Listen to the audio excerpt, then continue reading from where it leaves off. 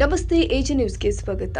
ಬೆಳಗಾವಿ ಜಿಲ್ಲಾ ಸಹಕಾರಿ ಹಾಲು ಉತ್ಪಾದಕರ ಸಂಘಗಳ ಒಕ್ಕೂಟದ ನೂತನ ಅಧ್ಯಕ್ಷರಾಗಿ ಅರಭಾವಿ ಶಾಸಕ ಹಾಗೂ ಕೆಎಂಎಫ್ ನಿರ್ದೇಶಕ ಬಾಲಚಂದ್ರ ಜಾರಕಿಹೊಳಿ ಅವರು ಅವಿರೋಧವಾಗಿ ಆಯ್ಕೆಯಾಗಿದ್ದಾರೆ.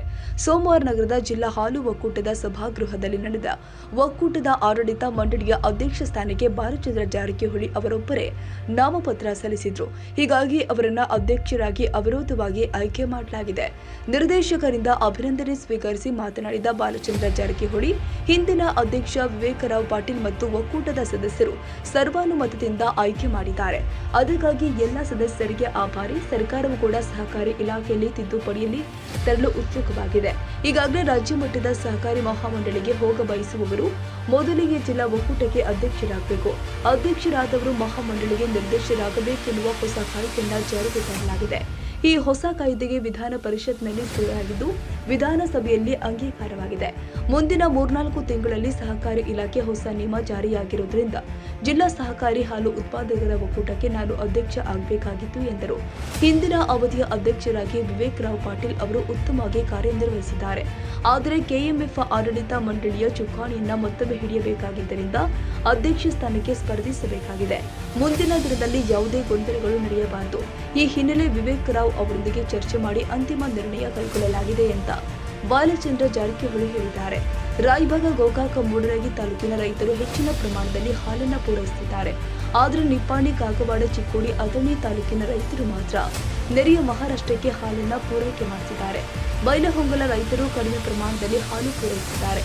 ಇದಕ್ಕೆ ಕಾರಣ ರೈತರು ಹೈನುಗಾರಿಕೆಗೆ ಅಷ್ಟಾಗಿ ಒತ್ತು ಕೊಡ್ತಾ ಇಲ್ಲ, ನೀರಿನ ಸಮಸ್ಯೆಯನ್ನ ಮುಂದೆ ಮಾಡ್ತಾ ಇದ್ದಾರೆ ಎಂದರು. ಕೋಲಾರ ಜಿಲ್ಲೆಯಲ್ಲಿ ನೀರಿನ ಅಭಾವ ಕಂಡು ಬಂದರೂ ಕೂಡ ಅಲ್ಲಿನ ರೈತರು ಹೈನುಗಾರಿಕೆಗೆ ಆದ್ಯತೆ ನೀಡುತ್ತಿದ್ದಾರೆ. ನಮ್ಮ ಉತ್ತರ ಕರ್ನಾಟಕದ ಭಾಗದಲ್ಲಿಯೂ ಕೂಡ ರೈತರು ಇಂತಹ ಅವಕಾಶವನ್ನ ಸದುಪಯೋಗಪಡಿಸಿಕೊಳ್ಳುವ ಮೂಲಕ ಹೈನುಗಾರಿಕೆ ವೃದ್ಧಿಯಾದರೆ ಇಡೀ ರೈತರ ಬದುಕು ಹಸನಾಗಲು ಸಾಧ್ಯವಾಗುತ್ತೆ. ಈ ದಿಸೆಯಲ್ಲಿ ಹೈನು ಕ್ರಾಂತಿಯಾಗಬೇಕಾಗಿದೆ ಅಂತ ಬಾಲಚಂದ್ರ ಜಾರಕಿಹೊಳಿ ಕರೆ ಕೊಟ್ಟಿದ್ದಾರೆ. ನಮ್ಮ ಜಿಲ್ಲೆಯಿಂದ ಪಕ್ಕದ ಮಹಾರಾಷ್ಟ್ರಕ್ಕೆ ಹೋಗುತ್ತಿರುವ 15 ಲಕ್ಷ ಲೀಟರ್ ಹಾಲನ್ನ ನಮ್ಮಲ್ಲಿಯೇ ಉಳಿಸಿಕೊಳ್ಳಬೇಕಾಗಿದೆ. ಜಿಲ್ಲಾ ಸಹಕಾರಿ ಹಾಲು ಒಕ್ಕೂಟದ ಪ್ರಗತಿಗಾಗಿ ಆಡಳಿತ ಮಂಡಳಿಯ ಸದಸ್ಯರು, ಹೈನುಗಾರರು ಮತ್ತು ಸಿಬ್ಬಂದಿಗಳು ಒಗ್ಗಟ್ಟಾಗಿ ಶ್ರಮಿಸಿದ್ರೆ ಖಂಡಿತವಾಗಿಯೂ ನಮ್ಮ ಒಕ್ಕೂಟಗಳು ಆರ್ಥಿಕವಾಗಿ ಬೆಳೆಯಲು ಸಾಧ್ಯವಾಗುತ್ತೆ ಎಂದರು. ಹಾಲು ಮತ್ತು ಹಾಲಿನ ಉತ್ಪನ್ನಗಳನ್ನು ಸಂಸ್ಕರಿಸಿ ತಯಾರಿಸಲು ಹೊಸ ತಂತ್ರಜ್ಞಾನವುಳ್ಳ ಸಂಪೂರ್ಣ ಸ್ವಯಂ ಚಾಲಿತ ಮೆಗಾ ಡೈರಿಯನ್ನ ಸುಮಾರು 250 ಕೋಟಿ ರೂಪಾಯಿ ವೆಚ್ಚದಲ್ಲಿ ಸ್ಥಾಪಿಸಲು ಉದ್ದೇಶಿಸಲಾಗಿದೆ. ಹೈನುಗಾರಿಕೆ ರೈತರಿಗೆ ಮುಂದಿನ ದಿನದಲ್ಲಿ ಸಮರ್ಪಕವಾಗಿ ಬಿಲ್ ಪಾವತಿ ಮಾಡಲು ಅಗತ್ಯವಾದ ಕ್ರಮಗಳನ್ನು ಕೈಗೊಳ್ಳಲಾಗುತ್ತೆ ಎಂದರು. ಎಲ್ಲ ಮಾಧ್ಯಮದ ಸ್ನೇಹಿತರಿಗೆ ನಮಸ್ಕಾರ ಮತ್ತು ಎಲ್ಲರಿಗೂ ಸ್ವಾಗತ. ಅಂದರೆ ಮೊನ್ನೆ ನಡೆದಂಥ ಬೆಳಗಾವಿ ಜಿಲ್ಲಾ ಸಹಕಾರಿ ಹಾಲು ಒಕ್ಕೂಟದಲ್ಲಿ ಸುಮಾರು ಜಿಲ್ಲೆ ತುಂಬ 16 ಸೀಟ್ ಚುನಾವಣೆ ನಡೆದಿತ್ತು. ಅದರಲ್ಲಿ 13 ಸೀಟ್ ಅವಿರೋಧ ಆಯ್ಕೆ ಆಗಿದ್ವಿ. 3 ಚುನಾವಣೆ ನಡೆದಿದ್ದು, ಅಥಣಿ, ರಾಮದುರ್ಗ, ಬೈಲಹೊಂಗಲು. ಅವು ಚುನಾವಣೆ ಘೋಷಣೆಯಾಗಿ ಇವತ್ತಂದ್ರೆ ಅಧ್ಯಕ್ಷ ಚುನಾವಣೆ ಫಿಕ್ಸ್ ಆಗಿತ್ತು. ಅದಕ್ಕೆ ಎಲ್ಲ ಬೋರ್ಡ್ ಆಫ್ ಡೈರೆಕ್ಟ್ರು, ನಮ್ಮ ಹಿಂದಿನ ಅಧ್ಯಕ್ಷರಾದ ಸನ್ಮಾನ್ಯ ವಿವೇಕನಾಥ್ ಪಾಟೀಲ್ ಅವರೆಲ್ಲ ಕೂಡಿ ಈ ಸಲ ನೀವು ಅಧ್ಯಕ್ಷ ಆಗ್ಬೇಕಂತೇಳಿ ನಮಗೆ ಆಯ್ಕೆ ಮಾಡಿ ಇವತ್ತು ಅಧ್ಯಕ್ಷರಾಗಿ ಆಯ್ಕೆ ಮಾಡಿದ್ರೆ ಮುಂದಿನ 5 ವರ್ಷಕ್ಕೆ ಈ ಒಕ್ಕೂಟದ ಅಧ್ಯಕ್ಷರಾಗಿ ಕೆಲಸ ನಿರ್ವಹಣೆ ಮಾಡ್ಬೇಕಂತೇಳಿ ನಮಗೆ ಅಧ್ಯಕ್ಷ ಮಾಡಿದ್ದಾರೆ. ಅದಕ್ಕೆ ಮಾಧ್ಯಮ ಸ್ನೇಹಿತರ ಮುಖಾಂತರ ಒಂದು ವಿಷಯ ಅಂದರೆ ನಮಗೆ ಕ್ಲಿಯರ್ ಮಾಡ್ತೀನಿ. ಅಂದರೆ ಈಗ ತಾವ್ಯಾಕೆ ಅಧ್ಯಕ್ಷರ ಆದ್ರೆ ಅನ್ನೋ ಪ್ರಶ್ನೆ ಚರ್ಚೆ ನಡೀತೈತೆ ಜಿಲ್ಲಾದಾಗ್ರೆ. ಕರ್ನಾಟಕ ಸರ್ಕಾರ ಒಂದು ಆಕ್ಟ್ ತೊಗೊಂಬಂದೈತ್ರಿ, ಮೊನ್ನೆ ವಿಧಾನಸಭೆಯಲ್ಲಿ ಪಾಸ್ ಆಯಿತು. ವಿಧಾನ ಪರಿಷತ್ತಲ್ಲಿ ಬಿದ್ದ ನಂತರ ಅದು ಒಂದು ಕಮಿಟಿ ಕಳಿಸ್ಯಾರ. ಈಗ ಆ ಆಕ್ಟ್ ಮೋಸ್ಟ್ಲಿ ಇನ್ನು 3-4 ತಿಂಗಳದಾಗ ಇಂಪ್ಲಿಮೆಂಟ್ ಆಗೇ ಆಗ್ತೈತಿ. ಆ ಆಕ್ಟ್ ಒಳಗಂದ್ರೆ ಹಾಲು ಒಕ್ಕೂಟಿಗೆ ಏನು ಮಾಡಿದಾರೆ ಅಂದ್ರೆ, ಯಾರು ಜಿಲ್ಲಾ ಹಾಲು ಒಕ್ಕೂಟ ಅಧ್ಯಕ್ಷ ಇದ್ದಾರೋ ಅವರ KMF ಹೋಗ್ಬೇಕಂತೇಳಿ ಒಂದು ಕಾನೂನು ತರ ಆತಾರ. ಅವರು ಬಹುಶಃ ಅದು 3 ತಿಂಗಳು ಬಿಟ್ಟು ಇಂಪ್ಲಿಮೆಂಟ್ ಆಗ್ತಿತ್ತು, 4 ತಿಂಗಳು ಬಿಟ್ಟು ಆಗ್ತಿತ್ತು ಗೊತ್ತಿಲ್ಲ.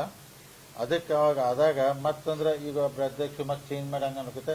ನಾನು ಯಾಕಂದ್ರೆ ಈಗಾಗಲೇ ಬೆಳಗಾವಿ ಹಾಲು ಒಕ್ಕೂಟದಿಂದ KMFಗೆ ಡೈರೆಕ್ಟರ್ ಆಗಿದ್ದೀನಿ. KMFದಿಂದ NCDF ಆಗಿ ಗುಜರಾತ್ಗೆ ಡೈರೆಕ್ಟರ್ ಇದ್ದೀನಿ. ಅಂದ್ರೆ ಒಂದು ಲಿಂಕ್ ಐತ್ರಿ. ಅದ ಎಲ್ಲೇ ಒಂದು ಕಡೆ ಕಟ್ ಆಗ್ತಂದ್ರೆ ಎಲ್ಲಾನು ಕಟ್ ಆಗ್ತದೆ. ಅದಕ್ಕೆ ಮುಂದಿನ ದಿನಮಾನದಲ್ಲಿ ಯಾರು ಹಾಲು ಒಕ್ಕೂಟ ಅಧ್ಯಕ್ಷ ಇರ್ತಾರೋ ರಾಜ್ಯದೊಳಗೆ ಅವರ KMF ಡೈರೆಕ್ಟರ್ ಆಗಬೇಕಂತ ಇರೋದ್ರಿಂದ ಅದು ಒಂದು ಉದ್ದೇಶ ಇತ್ತು. ಮತ್ತೆ ಎಲ್ಲರೂ ನೀವೇ ಮಾಡ್ಬೇಕಂತ ಅಂದಿದ್ರೆ ಆ ಉದ್ದೇಶದಿಂದ ನಾವು ಯಾಕಂದ್ರೆ ಇವತ್ತು ಅಧ್ಯಕ್ಷ ಆಗಿದ್ವು. ಅಂದ್ರೆ ಈಗ ಜಿಲ್ಲಾಗ ಚರ್ಚೆ ಇರ್ತಾವ್ರಿ, ಎಲ್ಲ ಅವ್ರಿಗೆ ಬೇಕನ್ನ ಹಂಗಿಂಗೆಲ್ಲ ಚರ್ಚೆಗಳು ಮಾತಾಡ್ತಿರ್ತಾರೆ. ಅದಕ್ಕೆ ನಾವಂದ್ರೆ ಈ ಉದ್ದೇಶದಿಂದ ಅಧ್ಯಕ್ಷ ಆಗಿದ್ರೆ ತಮ್ಮ ಮುಖಾಂತರ ಕ್ಲಿಯರ್ ಇರುತ್ತೆ. KMF ಹೋಗೋದ್ರಿಂದ ಆಗಸ್ಟಲ್ಲಿ ಚುನಾವಣೆ ಬರ್ತೈತಿ. ಅದಕ್ಕೋಸ್ಕರ ಅಧ್ಯಕ್ಷ ಆದವ್ರು ಹೋಗ್ಬೇಕಂತ ಕಾನೂನು ಬರೋಕ್ಕಿಂತ ಮೊದಲ ನಾವು ಆಗಿದ್ದೀವಿ. ಅದಕ್ಕೆ ನಾವು ಇದನ್ನೆಲ್ಲ ಇಟ್ಕೊಂಡು ಸುಮಾರು ಎಲ್ಲ ಇವತ್ತೇನು 16 ಜನ ನಮ್ಮ ಬೋರ್ಡ್ ಆಫ್ ಡೈರೆಕ್ಟ್ರು ಎಲ್ಲರೂ ನಾವು, ಯಾಕಂದ್ರೆ ಮೊದಲಿಗೆ ಚುನಾವಣೆ ಮಾಡೋದ್ನಾಗೂ ಪಕ್ಷಾತೀತವಾಗಿ ಜಾತ್ಯತೀತವಾಗಿ ಚುನಾವಣೆ ನಡೀತೀವಿ. ಯಾಕಂದ್ರೆ ಯಾವುದೇ ಸಹಕಾರ ಚುನಾವಣೆ ಪಕ್ಷ ಜಾತಿ ಭೇದ ಭಾವ ಇಲ್ಲದೆ ನಾವು ಚುನಾವಣೆ ಜಿಲ್ಲೆಯಲ್ಲಿ ಮಾಡ್ಕೋತ ಬಂದ್ವಿ. ಇದನ್ನು ಪಕ್ಷಾತೀತವಾಗಿ ಜಾತ್ಯತೀತವಾಗಿ ಚುನಾವಣೆ ಮಾಡ್ಕೋತ ಬಂದಿದ್ದೀವಿ. ಮತ್ತು ತಮಗೊಂದು ವಿಷಯ ಮಾಧ್ಯಮ ಸಮಿತಿ ಮುಖಾಂತರ ನಮ್ಮ ರೈತರಿಗೂ ಒಂದು ಮೆಸೇಜ್ ಕೊಡಕ್ಕೆ ಟ್ರೈ ಮಾಡ್ತೀನಿ. ಬೆಳಗಾವಿ ಜಿಲ್ಲೆಯಲ್ಲಿ ಸುಮಾರು 15 ಲಕ್ಷ ಲೀಟರ್ ಹಾಲು ದಿವಸ ಅಂದರೆ ಶೇಖರಣೆ ಆಗ್ತಿದ್ರು. 15 ಲಕ್ಷ ಲೀಟರ್ ಹಾಲು ಅಂದ್ರೆ ಆಫೀಷಿಯಲಿ ಅನ್ನೋದ್ಸಲಿ ರಿಪೋರ್ಟು. ಬೆಳಗಾವಿ ಹಾಲು ಒಕ್ಕೂಟಕ್ಕೆ ಸುಮಾರು ದಿವಸ 2 ಲಕ್ಷ ಲೀಟರ್ ಹಾಲು ಬರ್ತೈತಿ. ನಾವಂದ್ರೆ ಸುಮಾರು 15 ಲಕ್ಷ ಒಳಗೆ ಒಂದು 3 ಲಕ್ಷ ಸ್ವಂತ ಜನಕ್ಕನ್ನ ಬಳಕೆ ಮಾಡ್ಕೊಂಡ್ರು.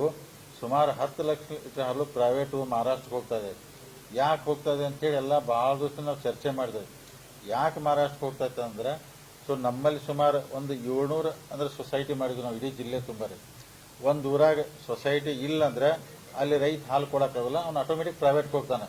ಅದಕ್ಕೆ ಮುಂದಿನ ದಿನಮಾನದಲ್ಲಿ ನಾವೆಲ್ಲ ಪ್ರತಿ ತಾಲೂಕಿಗೆ ಅಂದ್ರೆ ಕನಿಷ್ಠ 80 ಇರಬೇಕು, ಜಾಸ್ತಿ 120 ಸೊಸೈಟಿ ನಾವು ಮಾಡಿದಾಗ ನಮ್ಮ ಬೆಳಗಾವಿ ಹಾಲು ಒಕ್ಕೂಟಕ್ಕೆ ದಿವಸ 5 ಲಕ್ಷ ಲೀಟರ್ ಹಾಲು ಬರುವಂತ ಕೆಲಸ ಪ್ರಾರಂಭ ಆಗ್ತದೆ. ಇದನ್ನೊಂದು ಮಾಡ್ತೇವೆ. ಇದ್ರ ಜೊತೆಗೆ ನಮಗೆ ಕೆಲವೊಂದು ಮನೆ ಚುನಾವಣೆ ನಡೆದಾಗ ಕೆಲವೊಂದು ಸಂಘದವರು ಸೊಸೈಟಿ ಅವ್ರು ನಮ್ಗೊಂದು ಕೆಲವೊಂದು ಸಲಹೆ ಕೊಟ್ರೆ, ಎಷ್ಟವ್ರು ಸಲಹೆ ಕೊಟ್ರೆ ಅಂದ್ರೆ ನಾವು ವಿಷಯ ಗೊತ್ತಿಲ್ಲ ಅಂದ್ರು ಇನ್ನೊಬ್ರು ತಿಳ್ಕೊಂಡ್ ಮಾಡ್ರೆ ಇನ್ನೂ ಭಾಳ ಒಳ್ಳೇದಾಗ್ತದೆ ಸಂಸ್ಥೆಗೆ. ಒಬ್ಬರಂದ್ರೆ ರಾಮದುರ್ಗ ಸೊಸೈಟಿ ಅದು, ಅವ್ರು ಏನ್ ಹೇರಂದ್ರೆ ಅವರು ಇವತ್ತೆಲ್ಲರೂ ಭಾಳ ಜನ ಫ್ಯಾಕ್ಟ್ರಿಯಲ್ಲಿ ಕೆಲಸ ಮಾಡಕ್ ಹೋಗ್ತಾರೋ, ಬೇರೆ ಬೇರೆ ಇಂಡಸ್ಟ್ರಿಗೆ ಹೋಗ್ತಾರ, ನೌಕರಿನ ಅಂತೇಳಿ ಎಲ್ಲರೂ ಹೋಗ್ತಿರ್ತಾರೆ. ಅವರೊಂದು ಸಲಹೆ ಕೊಟ್ರೆ ನಮಗೆ, ಬರೀ 2 ಆಕಳ ಕಟ್ರೆ ದಿವ್ಸಕ್ಕೆ ಬೆಳಿಗ್ಗೆ 2 ತಾಸು ಸಾಯಂಕಾಲ 2 ತಾಸು ಕೆಲಸ ಮಾಡಿದ್ರೆ ತಿಂಗಳಿಗೆ 20,000 ರೂಪಾಯಿ ಇನ್ಕಮ್ ಬರ್ತೈತೆ. ನಾವು ಇನ್ನೊಂದು ಫ್ಯಾಕ್ಟ್ರಿಗೆ ಹೋಗಿ ಯಾಕೆ ನಾವು ಗುಲಾಮರಿಗೆ ದುಡಿಬೇಕು, ಇಲ್ಲೇ ಈ ತರ 2 ಆಕಳ ಕೊಡಿಸ್ಬಿಟ್ರೆ ಅಂದ್ರೆ ಅನ್ಎಂಪ್ಲಾಯ್ಮೆಂಟು ಹೋಗ್ಬಿಡ್ತೈತೆ ಅಂದ್ರೆ ಅವ್ರು. ಯಾಕಂದ್ರೆ 4 ತಾಸು ನೀವು ಕೆಲಸ ಮಾಡಿ ಸಾಕ ದಿವ್ಸ ಕನಿಷ್ಠ 20,000 ನಿಮ್ಗೆ ತಿಂಗಳ ಉಳಿತಂದ್ರೆ ನಿಮ್ಗೊಂದು ಪಗಾರ ಬಿದ್ದಂಗೆ ಆಗ್ತೈತಿ. ಈ ತರ ಮಾಡ್ಬೇಕಂದಾಗ ನಾವು ಆ ವಿಚಾರನ ಬಹಳ ಗಂಭೀರವಾಗಿ ತಗೊಂಡ್ರಿ. ಈಗ ಅಂದ್ರೆ ನಾವೆಲ್ಲ ಬರೀ ನಮ್ಮ ರೈತರಲ್ಲಿ ಜಾಸ್ತಿ ಬೆಳಗಾವಿ ಇರ್ಬೋದು, ಉತ್ತರ ಕನ್ನಡ ಹೆಚ್ಚು ಕಬ್ಬಿನ ಬೆಳೀತಾರ, ಹೈನುಗಾರಿಕೆ ಕಡೆ ಇಲ್ಲ. ಈಗ ಉದಾಹರಣೆ ನಮ್ಮ ರಾಮದುರ್ಗ ಈ ಕಡೆ ಎಲ್ಲ ಸವದತ್ತಿ ನೀರು ಕಡಿಮೆ ತಿಂತಾರೆ. ಕೋಲಾರ ಜಿಲ್ಲೆಯಲ್ಲಿ ಒಟ್ಟ ನೀರಿಲ್ಲ, ಆದ್ರೂ ಹೈಯೆಸ್ಟ್ ಹಾಲು ಬರ್ತದೆ. ಅದಕ್ಕೆ ನಾವು ಒಂಥರ ಮುಂದಿನ ದಿನಮಾನದಲ್ಲಿ ದೊಡ್ಡ ಪ್ರಮಾಣ ಕ್ರಾಂತಿ ಮುಖಾಂತರ ನಮ್ಮ ರೈತರನ್ನ ಹೈನುಗಾರಿಕೆಗೆ ತರಬೇಕು, ಅದರಿಂದ ಅವ್ರಿಗೆ ಅದು ಒಂದು ಉತ್ಪನ್ನ ಆಗ್ಬೇಕಂತ ಆ ದೃಷ್ಟಿಯಿಂದ ಪ್ರಾಮಾಣಿಕವಾಗಿ ಕೆಲಸ ಮಾಡತ್ತೀವಿ. ಇಂಥ ಅನೇಕ ವಿಚಾರ ಇಟ್ಕೊಂಡು ನಾವು ಹೋಗ್ತಾ ಇದೀವಿ. ಇದ್ರ ಜೊತೆಗೆ ಮುಂದಿನ ದಿನಮಾನದಲ್ಲಿ ಬೆಳಗಾವಿ ಹಾಲು ಒಕ್ಕೂಟ ಮೆಗಾ ಡೈರಿ ಮಾಡ್ಬೇಕಂತೇಳಿ ಒಂದು ಪ್ರಪೋಸಲ್ ಐತೆ. ಅಂದ್ರೆ ನಾವು ನೇರವಾಗಿ ಕೇಂದ್ರ ಸರ್ಕಾರಕ್ಕೆ ಒಂದು 250 ಕೋಟಿ ನಾವು ದುಡ್ಡು ಕೇಳ್ತೀವಿ. ಅವ್ರು ಅದನ್ನ ಅನುಮತಿ ಕೊಟ್ರಂದ್ರೆ ನಾವು ಮೆಗಾ ಡೈರಿ ದೊಡ್ಡ ಅಂದ್ರೆ ಇಲ್ಲಿ ಮಾಡೋಕ್ಕಾಗಲ್ಲ, ಇದು ಇರುತ್ತೆ, ಬೇರೆ ಕಡೆ ಒಂದ್ ಕಡೆ ಮೆಗಾ ಡೈರಿ ಮಾಡಿ ಇನ್ನೂ ಬಾಯ್ ಪ್ರಾಡಕ್ಟ್ ಎಲ್ಲ ಮಾಡ್ಬೇಕಂತ ಇಂಥದ್ದೊಂದು ಪ್ಲಾನ್ ಇದೆ. NDDB ಮುಖಾಂತರ ಅಲ್ಲಿದನು ಈ ಒಕ್ಕೂಟಿಗೆ ಏನು ಪ್ರಾಮಾಣಿಕವಾಗಿ ಲೋನ್ ತಂದು ಅಥವಾ ದುಡ್ಡು ತಂದು ನಮ್ಮ ರೈತರಿಗೆ ಇನ್ನೂ ಆರ್ಥಿಕವಾಗಿ ಎಷ್ಟು ಅವ್ನು ಗಟ್ಟಿ ಮಾಡೋಕ್ಕಾಗ್ತದೆ. ಇಂಥೆಲ್ಲ ಅನೇಕ ವಿಚಾರ ಇಟ್ಕೊಂಡು ನಾವು ಇವತ್ತು ಈ ಹಾಲು ಒಕ್ಕೂಟ ಅಧ್ಯಕ್ಷರಾಗಿದ್ದೀವಿ. ಮತ್ತು ಮುಂದಿನ ದಿನಮಾನದಲ್ಲಿ ಯಾಕಂದ್ರೆ ನಮ್ಮ ರೈತರು ಏನ್ ಹೇಳ್ತಾರೆ ಅಂದ್ರೆ, ನಮಗೆ ಎಷ್ಟು ಬೇಗನೆ ನೀವು ದುಡ್ಡು ಕೊಡ್ತೀರಿ ಅಷ್ಟು ದುಡ್ಡು ಕೊಡ್ಬೇಕಂತಾರೆ. ಯಾಕಂದ್ರೆ ನೀವೆಲ್ಲ ಇವತ್ತು ಹೈನುಗಾರಿಕೆಯಲ್ಲಿ ಸ್ವಲ್ಪ ಅಂದ್ರೆ 10 ದಿವಸಕ್ಕೆ ಒಂದು ಬಿಲ್ ಆಗ್ತೈತೆ. ಅಂದ್ರೆ ಒಂದು ಸ್ವಲ್ಪ ಲೇಟಾಗಿ ರೈತರ ಮುಂದಿನ ದಿನಮಾನದಲ್ಲಿ ಒಟ್ಟ ಲೇಟ್ ಆಗಬಾರ್ದು ಬಿಲ್ಲು, ರೈತರಿಗೆ ಕರೆಕ್ಟಾಗಿ ಹಣ ಹೋಗಬೇಕು. ನಮ್ದು ಇಷ್ಟ ಉದ್ದೇಶ ರೈತರು, ನೌಕರಸ್ಥರು, ಗ್ರಾಹಕರು 3 ಜನ ಸುಖವಾಗಿ ಶಾಂತಿಯಿಂದ ಇರಬೇಕಂತ ಉದ್ದೇಶದಿಂದ ಇವತ್ತು ನಾವು ಅಧಿಕಾರ ಅಂದ್ರೆ ಚುಕ್ಕಾಣಿ ಹಿಡಿದಿದ್ವಿ. ಎಲ್ಲ ಆಡಳಿತ ಮಂಡಳಿ ಸದಸ್ಯರಿಂದ ಜಿಲ್ಲಾ ಎಲ್ಲ ರಾಜಕೀಯ ಲೀಡರ್ ಅಂದ್ರೆ ಸಹಕಾರದಿಂದ ಮುಂದಿನ ದಿನಮಾನದಲ್ಲಿ ಪ್ರಾಮಾಣಿಕವಾಗಿ ಕೆಲಸ ಮಾಡಿ ಈ ಡೈರಿನ ಇನ್ನೂ ಉನ್ನತ ಮಟ್ಟಕ್ಕೆ ಬೆಳೆಸಕ್ಕೆ ಪ್ರಾಮಾಣಿಕ ಪ್ರಯತ್ನ ಮಾಡ್ತೀವಿ.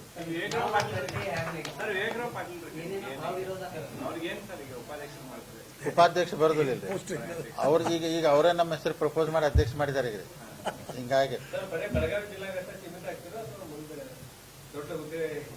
ಯಾವ್ದ್ರಿ KMF ಮತ್ತೆ ಆಗಸ್ಟ್ ಅಲ್ಲಿ ಎಲೆಕ್ಷನ್ ಬರ್ತೈತ್ರಿ. ಇಲ್ಲಿದ ನಾವು ಮತ್ತೆ ಇಲೆಕ್ಟ್ ಆಗಿ ಅಲ್ಲಿ ಹೋಗ್ಬೇಕಾಗ್ತೈತ್ರಿ. ಆಗಸ್ಟ್ 30ಗೆ ಅದು KMF ಅವಧಿ ಮುಗಿತೈತಿ. ಆಮ್ಯಾಗ ಅಲ್ಲಿಗೆ ಆಗಿನ ಪರಿಸ್ಥಿತಿ ಹೆಂಗ್ ಬರ್ತೈತಿ ಏನ್ ನೋಡ್ಕೊಂಡು ಮುಂದಿನ ತೀರ್ಮಾನ ಮಾಡ್ತೀವಿ. ನಾ ಏನಿಲ್ಲ ರೀ, 15 ಲಕ್ಷ ಲೀಟರ್ ಹಾಲನ್ನ ನಾವು ಹೊರಗೆ ಮಹಾರಾಷ್ಟ್ರ ಅವ್ರು ಕೊಡ್ತಾ ಇದ್ವಿ. ಬ್ರೇಕ್ ಮಾಡಿ ನಮ್ಮ ಕನ್ನಡ ಹಾಲದು ನಮ್ಮ ಕರ್ನಾಟಕ ಜನಕ್ಕೆ ಇರಲಿ, ಈ ಉದ್ದೇಶದಿಂದ ಹೆಂಗ್ ಅಟ್ರಾಕ್ಟ್ ಮಾಡ್ಬೇಕು ನಮ್ಮ ರೈತರಿಗೆ. ಯಾಕಂದ್ರೆ ಅವರೆಲ್ಲರೂ ಅಂದ್ರೆ ಪ್ರೈವೇಟ್ದವ್ರು ಹೆಂಗ್ ಹೋಗ್ತಾರಂದ್ರೆ ಡೈಲಿ ಕೈಯಾಗಿ ದುಡ್ಡು ಕೊಟ್ಟು ಹೋಗ್ತಾರೋ. ಒಂದು ಪ್ರೈವೇಟ್ದವ್ರು ಈಗ ಮೊನ್ನೆ ಗೋಕುಲ್ ಡೈರಿ ಅವ್ರು ಮಹಾರಾಷ್ಟ್ರ 4 ರೂಪಾಯಿ ರೇಟ್ 1 ಲೀಟರ್ ಕಡಿಮೆ ಮಾಡಿಬಿಟ್ರೆ ಎಲ್ಲ ರೈತರ ಕಡೆ ಶಿಫ್ಟ್ ಆಗಿಬಿಡ್ತಾರೆ.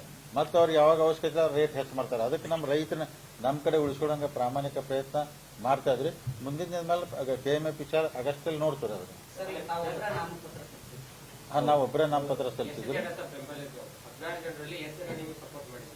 ಈ ವೇಳೆ ನಿರ್ದೇಶಕರು ಆದ ವಿವೇಕ್ ರಾವ್ ಪಾಟೀಲ್, ಬಾಬು ಕಟ್ಟಿ, ಮಲ್ಲಪ್ಪ ಪಾಟೀಲ್, ಕಲ್ಲಪ್ಪ ಗಿರಿನವರ್, ಡಾಕ್ಟರ್ ಬಸವರಾಜ ಪರವನ್ನರ್, ಬಾಬುರಾವ್ ವಾಘಮೋಡೆ, ವಿರೂಪಾಕ್ಷಿ ಇಟಿ, ರಾಯಪ್ಪ ಡುಗ, ಪ್ರಕಾಶ್ ಅಂಬೋಜಿ, ಸಂಜಯ್ ಶಿಂತ್ರಿ, ಸತ್ಯಪ್ಪ ವಾರಿ, ಶಂಕರ್ ಸಿನ್ನಾಳ, ಮಹಾದೇವ್ ಬಿಳಿಕೂರು, ರಮೇಶ್ ಅಣಿಗೇರಿ, ಸವಿತಾ ಕಾನಪಗೋಳ, ವ್ಯವಸ್ಥಾಪಕ ನಿರ್ದೇಶಕ ಎಂ ಕೃಷ್ಣಪ್ಪ ಸೇರಿ ಮತ್ತಿತರರು ಹಾಜರಿದ್ದರು. ರಾಣಿ ಚೆನ್ನಮ್ಮ, ವಿವಿ ರಿಜಿಸ್ಟರ್ ರಾಜಶ್ರೀ ಜೈನಾಪುರ್ ಅವರು ಚುನಾವಣಾ ಅಧಿಕಾರಿಯಾಗಿ ಕಾರ್ಯನಿರ್ವಹಿಸಿದ್ದರು. ತಾಜಾ ಸುದ್ದಿಗಾಗಿ ಎಜೆ ನ್ಯೂಸ್ 24x7ಗೆ ಸಬ್ಸ್ಕ್ರೈಬ್ ಮಾಡಿ ಮತ್ತು ಬೆಲ್ ಐಕಾನ್ ಒತ್ತಿ ತಪ್ಪದೇ ಲಿಂಕ್ ಶೇರ್ ಮಾಡಿ.